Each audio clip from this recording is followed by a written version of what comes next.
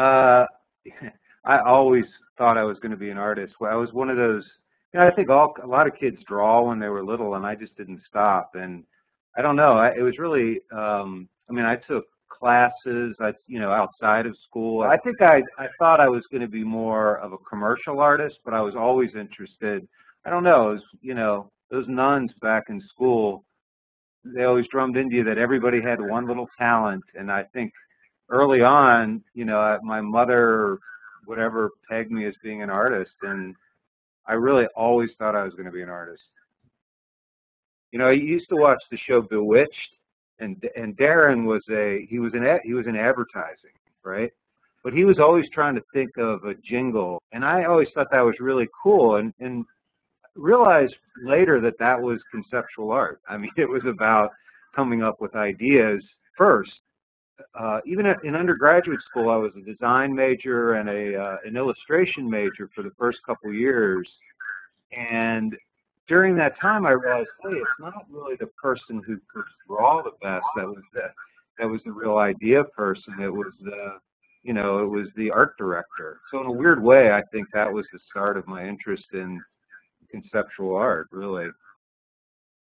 Public art is not, it's nothing that I really went after. The first piece was a piece in Pittsburgh called Pittsburgh, or Magnolias for Pittsburgh, and it was, public commissions are all different, but in this one they invited several artists, I think 15 artists, that had to give slides, show their work. I had never done a public piece before, but anyway, out of those 15, 3 people were chosen to then, they gave us a little money, and then we had to develop a real proposal, and then I got that proposal.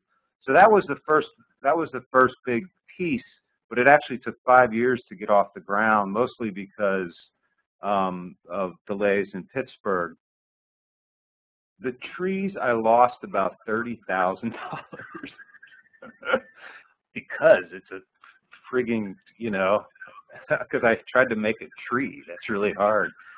But, it's one of those things, I mean, to be honest with you, I kind of knew I wasn't going to, I didn't want to lose money, but I knew I wasn't going to make a lot of money. And, I mean, it's just scary working on that scale, and I've learned a lot. I mean, this is, the one I'm doing now, I think, is my 5th public, or maybe it's my 6th public commission, and hopefully I'm going to make money on this one. But, I've made a little bit, but it's really, I mean, it's like, it's the same as always making artwork. Sometimes you make money and sometimes you lose money, but I'm doing it on such a huge scale that it's risky. I mean, from very early on, again, what I thought maybe failed about earlier conceptual art or even modernism was that, art is about ideas and it's about confronting something and being challenged. But once something's a brand, you're not being challenged, you're just reifying what you already know. I do a lot of research, but at the same time, I hire a lot of experts. I do a lot of research, but a lot of it's sort of visual research, or thinking or reading, but it's not so technical necessarily. I mean, I know artists who've really depended on their galleries to help, or museums or whatever, to help fabricate stuff. And I've never really worked that way. I mean, I try to, I always wanted to, make stuff and sell it and make more stuff from the profits. So, I mean, these public commissions are different because they're commissioning me to make something. But no, mostly it's me. It's not going after stuff. It's tough. I mean, I tell students, like undergrads, when they get out, they need a studio or at least a space that they call their studio, even if it's a closet or something. And they need a couple of other people around who are kind of doing the same thing. You don't need a lot, but I think you need that.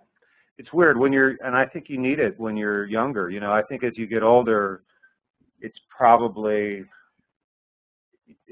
less necessary, but I think when you're younger, it is important that you have some kind of community around. Picasso and Matisse, they weren't selling anything, but they were selling a little bit, but they had a community and they were making their stuff and they were serious about it. So, in every, music, art, you've got to start at that point where you have a little community. And I had that too. I wasn't by myself. There was Gene Dunning and Judy Ledgerwood and Hirsch Perlman. And there were a group of us in Chicago that were, buddies and trying to do some conceptual thing, trying to do something different in Chicago. It's funny, it's one of the questions I ask students is I said, who's your audience? And I'm not an artist that makes work for themselves. I mean, I'm a showboat, and I really want I'm totally making it for an audience, and I want their response. My friend Judith Kirshner said that artists in the 60s and 70s, they would never say they're having a show. They'd say they're having an exhibition. If you said you're having a show, that was, such a despicable thing to say. But I like that idea of showtime. It's tough. I mean, I'm paranoid that I'm paranoid that the art world won't, that then it's not art or something. But um, yeah, like the eyeball that I did in Chicago. I mean, that piece was so fun and so big that, even if it didn't work as art, it would work as a kind of spectacle for the audience.